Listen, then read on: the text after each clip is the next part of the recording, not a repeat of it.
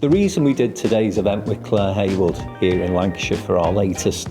Leaders Lunch is because she's got a wealth of experience in terms of working on that devolution agenda, and of course being the chair of the MP11, the Northern Powerhouse 11, which was all of the local enterprise partnerships across the north of England. And what that means is she has an insight not just into the counties, because she herself is from Cheshire, so understands and appreciates the challenges of non-burial areas, but she's also able to bring that little bit, as I say, of insight into what it's like to work directly alongside mayors. And of course those big agendas that the North has been pursuing for some time now, particularly around the transport agenda and transport investment, is something Clare Hayward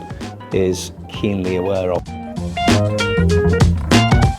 Well, as we're aware, there is an expectation that will be 100% devolved across the North by May 2026. So that would be including Lancashire, Cumbria and Cheshire. And a lot of the rest of the North really has already taken that step. As what we're exploring is how do we make that as effective as possible for Lancashire and the wider North.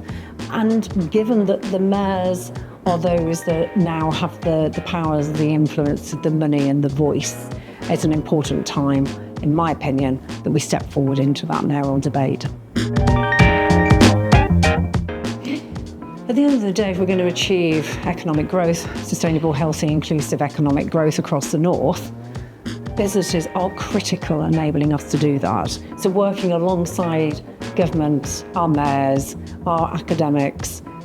business are the ones that are going to be employing our communities, enabling our talent to deliver productively, and really ensuring that business has a voice around every single table, in my opinion, is pretty key for us to be able to deliver what the UK can deliver. And we'll be missing a trick if we don't get that right.